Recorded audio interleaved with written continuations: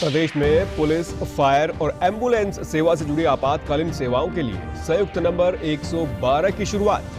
आपातकाल के समय लोगों को मिलेगी त्वरित और प्रभावी मदद। प्रदेश में गर्भवती महिलाओं का कोरोना टीकाकरण शुरू। टीकाकरण के प्रति जागरूकता लाने के लिए आंगनबाड़ी, आशा वर्कर्स और पंचायत की ली जाएगी सहायता।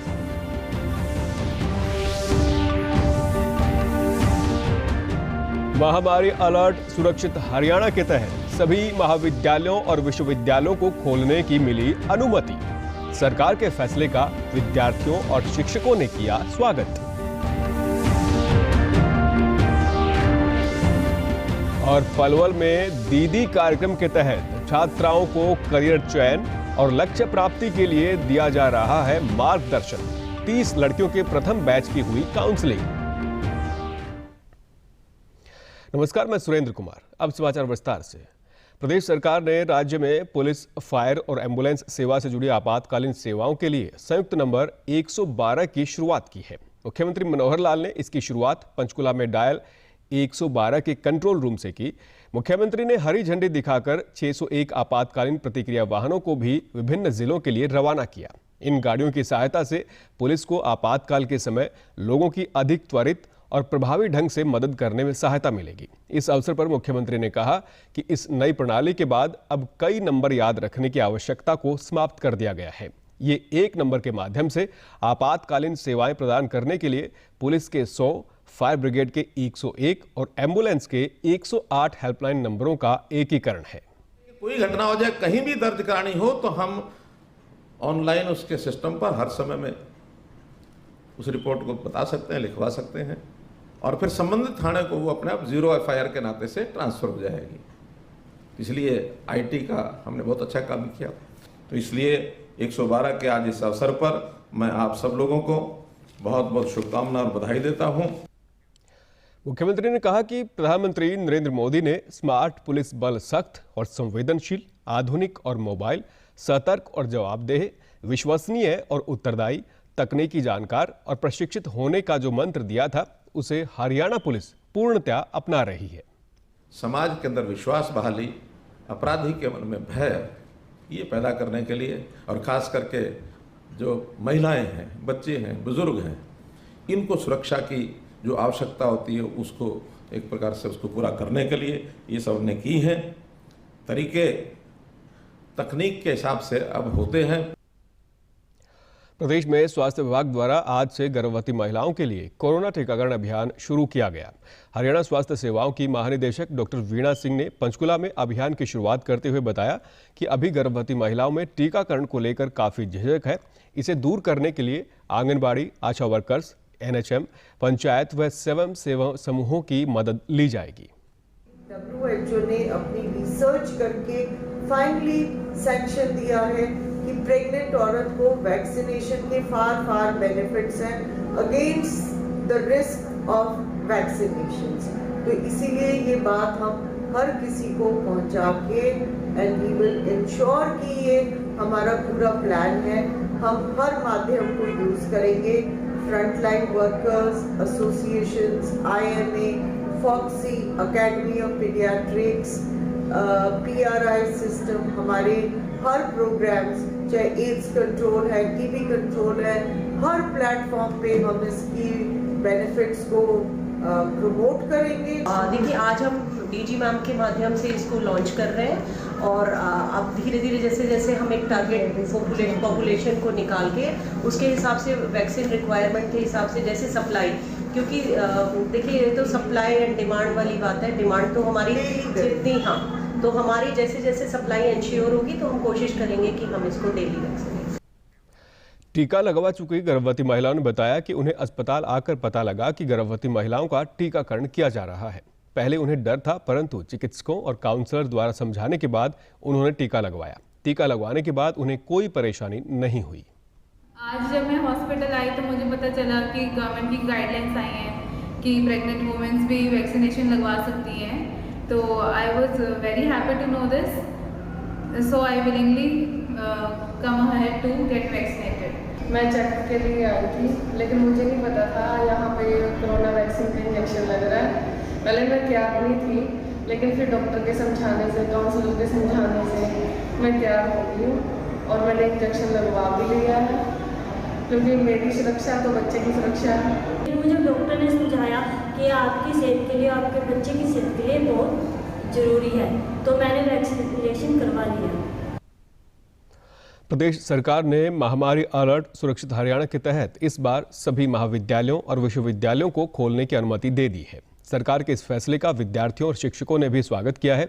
श्रीमती अरुणा आसिफ अली राजकीय महाविद्यालय की प्रिंसिपल प्रोमिला मलिक ने बताया कि सरकार के दिशा निर्देशों का महाविद्यालय में पूरी तरह पालन किया जाएगा। महाविद्यालय खुलने से विद्यार्थियों की पढ़ाई सुचारू ढंग से हो सकेगी। मेरे ख्याल में ये बेहद अच्छा फैसला है, क्योंकि अब जब कोरोना के केसेस कम हो रहे हैं और बहुत समय से बच्चे अपने इंस्टीट्यूशन में नहीं आ पा रहे थे, अब इम्तिहान का समय है। बहुत सारी यूनिवर्सिटीज़ ने अपने एग्जामिनेशन डिक्लेयर कर दिए हैं और हम सरकार के दिशा निर्देश अनुसार जितने भी कोविड के प्रोटोकॉल्स हैं उनको साथ में रखते हुए पूरी सुरक्षा के साथ कॉलेज प्रशासन तैयार है कि बच्चों को उनकी सुविधा अनुसार उनको सेवाएं दी जा सकें। It is very good achievement decision for Haryana government. ये बहुत अच्छा डिसीजन है, क्योंकि रूरल बैकग्राउंड और अर्बन बैकग्राउंड के जो बच्चे हैं, जो बहुत पॉवर्टी में हैं और बहुत उनको ज़रूरत है, रिक्वायरमेंट है शिक्षा की, अच्छी शिक्षा की, जितने भी इंस्टीट्यूशन होंगे, ये इससे शिक्षा का प्रसार बहुत अच्छा होगा। विद्यार्थियों ने बताया कि अब कक्षाएं शुरू होने से हम पढ़ाई संबंधी अपनी समस्याएं शिक्षकों से सीधे संवाद कर आसानी से सुलझा सकते हैं। मेरे हिसाब से सरकार ने बिल्कुल सही फैसला लिया है, क्योंकि हम लोग जब ऑनलाइन क्लासेस लगाते थे, कई बार हमारा नेटवर्क इशू होता था, कई हमारे मोबाइल में रिचार्ज नहीं होता था, या फिर सर बैटरी नहीं है, लाइट नहीं है, तो इस वजह से हम क्लासेस नहीं लगा पाते थे, इरेगुलर हो जाते थे। कई बार हमें टीचर्स का समझ भी नहीं आती थी कि टीचर क्या पढ़ा रहे हैं। तो इस तरह हम फिजिकल क्लासेस लगाएंगे आके कॉलेज में, तो हमें ज़्यादा अच्छे से समझ आएगा। हमारे जो प्रॉब्लम्स वगैरह भी होते हैं वो टीचर से शेयर कर सकते हैं। इसमें यह है कि हम ऑनलाइन स्टडीज़ करते थे तो हमें थोड़ी डिफ़िकल्टी आती थी, हमारे डाउट्स कुछ क्लियर नहीं हो पाते थे, बट ऑफलाइन हमारे डाउट सारे क्लियर हो जाते हैं। जैसे ये बहुत अच्छा फैसला है हरियाणा सरकार का कॉलेजेस खोलने का, क्योंकि अभी ऑनलाइन क्लासेस में कई जगह तो नेटवर्क होते नहीं थे, कहीं हर एक बच्चे के पास भी फ़ोन अवेलेबल नहीं है, हर जगह भी मतलब कहीं यहाँ पे लोकल अर्बन रूरल एरियाज़ है तो यहाँ पे नेटवर्क इशू भी रहता है। तो नेटवर्क इशू की वजह से मतलब बच्चे अच्छी तरह पढ़ाई नहीं कर पाते थे। अब ऑफलाइन होंगी क्लासेस तो हम अच्छे से पढ़ भी पाएंगे, हम फेस टू फेस मैम से क्लियर भी कर पाएंगे। पलवल जिले में प्रशासन और शिक्षा विभाग के संयुक्त तत्वाधान में सरकारी स्कूलों में 10वीं से 12वीं कक्षा की छात्राओं के उज्ज्वल भविष्य के लिए करियर चयन व लक्ष्य प्राप्ति में उचित मार्गदर्शन के उद्देश्य से दीदी कार्यक्रम चलाया जा रहा है। इस कार्यक्रम के तहत 30 लड़कियों की प्रथम बैच की काउंसलिंग की गई है। मुख्यमंत्री के सुशासन सहयोगी ने बताया कि 8 सप्ताह के कार्यक्रम में विभिन्न क्षेत्रों व विषयों में पारंगत 30 विशेषज्ञ सलाहकारों द्वारा लड़कियों का विभिन्न विषयों और करियर के जरूरी बिंदुओं पर मार्गदर्शन किया जा रहा है। मेंटोर हमारे यहाँ बहुत हाईली सक्सेसफुल और बहुत बड़ी ऑर्गेनाइजेशन से, कुछ यूनाइटेड नेशन से हैं, कुछ और बहुत अच्छी क्वालिफाइड पोस्ट पे हैं, ऐसी फीमेल्स हैं और जो अपने एरिया में ऑलमोस्ट नॉट मॉडरेटली सक्सेसफुल, जो हाईली सक्सेसफुल है, वो एक मेंटोर, एक हमारे पलवल की जो बच्ची है मेंटी है, उसको मैप किया है हमने, और वो week on week target wise कुछ ना कुछ हर एरिया पे सपोर्ट दिया जाएगा। जैसे हम पहले चरण में करियर गोल सेट करने पर एक सपोर्ट जो है वो देंगे, उसके बाद एक सेल्फ कॉन्फिडेंस के ऊपर देंगे, जो पर्सनलाइज्ड अपने लेवल पे वो टच में रहेंगे। जिला शिक्षा अधिकारी ने बताया कि दीदी कार्यक्रम के माध्यम से छात्राएं एक लिंक द्वारा मेंटर्स के साथ जुड़कर शिक्षा और करियर से संबंधित जानकारी हासिल कर रही हैं।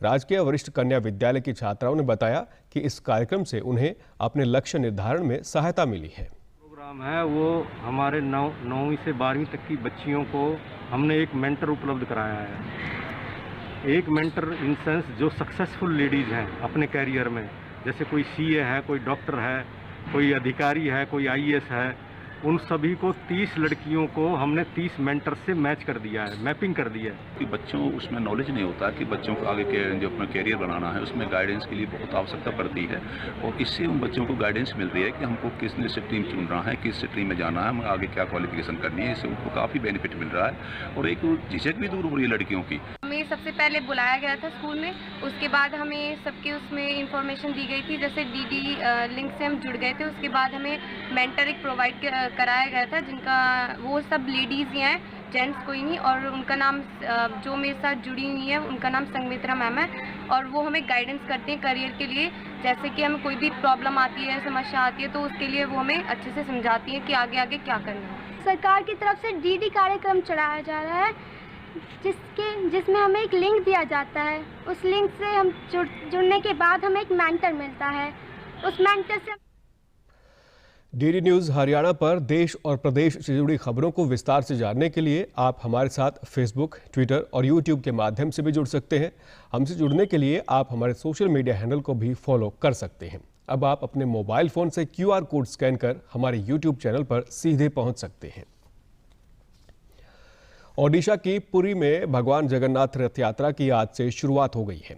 पुरी के राजा ने झाड़ू लगाकर यात्रा की औपचारिक शुरुआत की। ये रथ यात्रा 20 जुलाई तक चलेगी। हालांकि पिछले साल की तरह इस साल भी कोरोना महामारी के चलते श्रद्धालुओं को रथ यात्रा में शामिल होने की अनुमति नहीं दी गई है। भगवान जगन्नाथ की वार्षिक रथ यात्रा की आज से शुरुआत होने पर राष्ट्रपति रामनाथ कोविंद ने ट्वीट कर श्रद्धालुओं को शुभकामनाएं देते हुए कहा कि मैं कामना करता हूं कि प्रभु जगन्नाथ के आशीर्वाद से सभी देशवासियों का जीवन सुख, समृद्धि और स्वास्थ्य से परिपूर्ण बना रहे। वहीं प्रधानमंत्री नरेंद्र मोदी ने भगवान जगन्नाथ की रथ यात्रा के अवसर पर देशवासियों को ट्वीट के माध्यम से शुभकामनाएं देते हुए कहा कि हम भगवान जगन्नाथ को नमन करते हैं और प्रार्थना करते हैं कि उनका आशीर्वाद सभी के जीवन में अच्छा स्वास्थ्य और समृद्धि लाए। जय जगन्नाथ। मुख्यमंत्री मनोहर लाल ने भी भगवान जगन्नाथ की रथ यात्रा के अवसर पर प्रदेशवासियों को शुभकामनाएं देते हुए कहा कि हम महाप्रभु श्री जगन्नाथ को नमन करते हैं और उनसे सभी के जीवन में उत्तम स्वास्थ्य, खुशहाली एवं समृद्धि लाने की प्रार्थना करते हैं। चारों दिशाओं में महाप्रभु की कृपा हो और सभी का मंगल हो। कृषि मंत्री JP दलाल ने कहा कि इस बार मॉनसून की देरी के चलते प्रदेश में पीने व सिंचाई के पानी की कमी है। इसके बावजूद हरियाणा दिल्ली को बंटवारे के अनुसार 149 क्यूसिक पानी दे रहा है। आज भिवानी में पत्रकार वार्ता में कृषि मंत्री ने कहा कि दशकों से अलग अलग राज्यों में पानी के बंटवारे को लेकर कानूनी व राजनीतिक लड़ाई जारी है। ये लड़ाई गर्मी के साथ सियासी रूप ले लेती है। दिल्ली में पानी की कमी पूरी तरह से उनका आंतरिक मामला है और इसमें हरियाणा की कोई भी भूमिका नहीं है। पानी का जो हक है वो 719 क्यूसिक का बनता है। 1996 के अंदर सुप्रीम कोर्ट के आदेश से उनके लिए 330 क्यूसिक पानी अतिरिक्त देने का फैसला हुआ, जिसका हरियाणा ने सम्मान किया और 1049 क्यूसिक पानी उनको लगातार हम दे रहे हैं। चाहे हमारे हरियाणा के किसानों को पानी मिले या ना मिले, उनका पानी हम नहीं घटने देते। सरकारी प्रवक्ता ने बताया कि मानसून में देरी से यमुना नदी में पानी न उपलब्ध होने के कारण जल प्रबंधन की कुव्यवस्था के चलते दिल्ली वासियों को पानी के संकट का सामना करना पड़ रहा है। उन्होंने बताया कि इकोनॉमिक सर्वे साल 2017 के अनुसार दिल्ली में पेयजल के कुप्रबंधन के कारण 20% पेयजल व्यर्थ हो जाता है। ये अति खेद का विषय है कि हरियाणा सरकार अपने सकारात्मक प्रयत्नों एवं सर्वोच्च न्यायालय के आदेशों का पालन करते हुए भी दिल्ली सरकार की आलोचना झेल रही है। टोक्यो ओलंपिक्स में भारतीय पुरुष हॉकी टीम में कुरुक्षेत्र के खिलाड़ी सुरेंद्र पालड़ लगातार दूसरी बार हिस्सा लेंगे। कोच गुरवेंद्र सिंह ने कहा कि सुरेंद्र पहले भी हॉकी में कई उपलब्धियां हासिल कर चुके हैं। उन्होंने उम्मीद जताई कि टोक्यो ओलंपिक में भी उनका प्रदर्शन शानदार रहेगा। कि हमारा कुरुक्षेत्र का खिलाड़ी, मेरा स्टूडेंट सुरेंद्र कुमार, भारत का प्रतिनिधित्व कर रहा है और ये उसकी उपलब्धि लगातार दूसरी बार है। और पिछली रियो ओलंपिक का भी भारतीय टीम का सदस्य था और ये उसकी बरसों मेहनत का नतीजा है कि आज वो लगातार 8 साल से भारतीय टीम में अपना स्थान बनाए हुए हैं। डिफेंस में सबसे मजबूत जो कड़ी भारत की है, ये जो दो खिलाड़ी हैं, रुपेंद्र पाल सिंह और सुरेंद्र कुमार, ये दो रहेंगे जिनका भारतीय प्रदर्शन में सराहनीय योगदान रहने वाला है, ऐसे मुझे पूरी उम्मीद है। जीत को लेकर वर्ल्ड कप में भी ये सर्वश्रेष्ठ खिलाड़ी साबित हुआ था। एक ही खिलाड़ी था भारत का जो वर्ल्ड 11 में चुना गया था। अभी जो 2018 में भुवनेश्वर में वर्ल्ड कप हुआ, उसमें एक ही खिलाड़ी था भारतीय टीम का जिसको विश्व 11 की टीम में शामिल होने का मौका मिला था। सुरेंद्र की इस उपलब्धि पर उनके परिजन बेहद खुश हैं। उन्हें उम्मीद है कि भारतीय हॉकी टीम टोक्यो ओलंपिक में स्वर्ण पदक जीतकर देश का नाम रोशन करेगी। हाँ जी, जो सुरेंद्र की सिलेक्शन हुई हमें बहुत खुशी हुई, दोबारा सिलेक्शन हुई बहुत खुशी हुई। तो भगवान ने शुक्र रखे जी, ओलंपिक में जाएगा टोक्यो और मेडल भी लेकर आएगा और देश का, अपने शहर का, अपने गांव का, सबका नाम रोशन करेगा। और जी हमारे अंदर उधर नाम आया, इतनी खुशी हुई कि हम धंधे हो जाने भी पागल हो गए। सब खुश हैं कि उसका दूसरी बार ओलंपिक में सिलेक्शन हुआ है। और हम, सुरेंद्र बहुत अलग प्लेयर था, मैं उसके साथ ही खेला हूँ आज तक। तो उसने मतलब जो भी प्रैक्टिस करता था, जो भी लगन थी उसमें, वो अलग ही थी। हम दोनों स्टार्टिंग से जब हमने स्टार्ट किया एक साथ ही प्रैक्टिस करते थे, लेकिन आज वो जिस मुकाम पर है वो उस मेहनत की वजह से ही वो वहाँ पे पहुँचा है। और हमारे सारे परिवार को और कुरुक्षेत्र को बहुत खुशी है इस चीज़ की, और वो पक्का। अंत में इस बुलेटिन के मुख्य समाचार एक बार फिर। प्रदेश में पुलिस, फायर और एम्बुलेंस सेवा से जुड़ी आपातकालीन सेवाओं के लिए संयुक्त नंबर 112 की शुरुआत। आपातकाल के समय लोगों को मिलेगी त्वरित और प्रभावी मदद। प्रदेश में गर्भवती महिलाओं का कोरोना टीकाकरण शुरू। टीकाकरण के प्रति जागरूकता लाने के लिए आंगनबाड़ी, आशा वर्कर्स और पंचायत की ली जाएगी सहायता।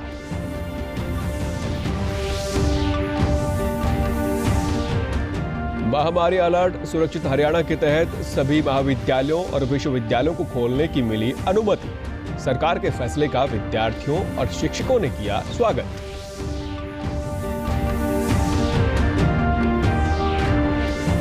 और पलवल में दीदी कार्यक्रम के तहत छात्राओं को करियर चयन और लक्ष्य प्राप्ति के लिए दिया जा रहा है मार्गदर्शन। 30 लड़कियों के प्रथम बैच की हुई काउंसलिंग।